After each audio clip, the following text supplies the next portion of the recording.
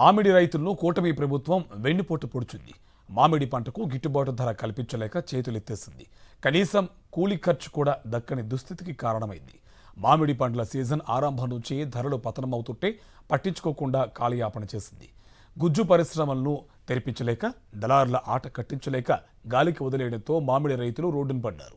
పండించిన పంటను అమ్ముకోలేక రోడ్లపై పారబోసి కొందరు, చెట్లపైనే వదిలేసి మరికొందరు కన్నీటి పర్యంతమవుతున్నారు. కాయ రూపాయి కూడా ధర పలకని దుస్థితిలో ఇక మామిడిని నమ్ముకోలేవంటూ తోటలను కొట్టేస్తున్నారు. మామిడి రైతులకు ఇది వరకెన్నడూ లేనంత పెద్ద కష్టం వచ్చి పడింది. ఆదుకోవాల్సిన ప్రభుత్వమే సమస్య సృష్టించి రైతులను అధఃపాతాళానికి తొక్కుతోంది. అయిన వారికి మేలు చేసేందుకు రైతులను ముప్పు తిప్పలు పెడుతూ నష్టాల పాలు చేస్తోంది. ఉమ్మడి చిత్తూరు జిల్లాలోని పడమటి మండలాల రైతులు వర్షాభావ పరిస్థితుల కారణంగా మామిడి సాగుపై ఆసక్తి పెంచుకున్నారు.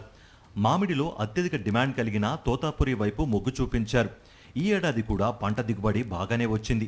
అయితే ఆదుకోవాల్సిన ప్రభుత్వం పుండు మీద కారం చల్లినట్లుగా తోటలు కొట్టేస్తున్న రైతులపై కన్నెర్ర చేస్తోంది. అనుమతి లేకుండా కొట్టేస్తే కేసులు పెడతామంటూ అధికారుల ద్వారా బెదిరిస్తోంది. కేజీ తోతాపురి రకం మామిడికి ఫ్యాక్టరీల నుంచి 8 రూపాయలు, ప్రభుత్వం నుంచి 4 రూపాయలు చెల్లిస్తామని చెప్పి మాట తప్పిందేగాక ఉల్టాగా దబాయించడం చంద్రబాబు కూటమి ప్రభుత్వానికే చెల్లింది. ఇక ఈ ప్రభుత్వం ఉన్నంత వరకు మామిడితో కష్టాలేనంటూ కన్న బిడ్డల్లా పెంచుకున్న చెట్లను రైతులు స్వహస్తాలతో నరికేస్తుండడం రాష్ట్రంలో దయనీయ పరిస్థితికి అద్దం పడుతోంది. కనీస గిట్టుబాటు ధర కల్పించడంలో ప్రభుత్వం తీవ్ర నిర్లక్ష్యం ప్రదర్శించింది. కూటమి పార్టీల నేతలకు చెందిన పల్ప్ ఫ్యాక్టరీలు ఎక్కువగా ఉన్నందున వారికి మేలు చేయడం కోసం ధర ఎంతగా పతనమవుతున్నా పట్టించుకోవడం లేదు. దీంతో రైతులు నడి రోడ్డుపై మామిడికాయలను పారబోసి ఆందోళనలు చేపట్టారు. అయినా సరే ప్రభుత్వ పెద్దల్లో చలనం లేదు. పల్ప్ తయారీ ఫ్యాక్టరీలు తెరుచుకోలేదు. ఫ్యాక్టరీల ముందు కిలోమీటర్ల కొద్దీ మామిడి లోడుతో వాహనాలు బారులు తీరుతున్నాయి. ఇంకా వేలాది టన్నులు మామిడి తోటల్లోనే దర్శనమిస్తోంది.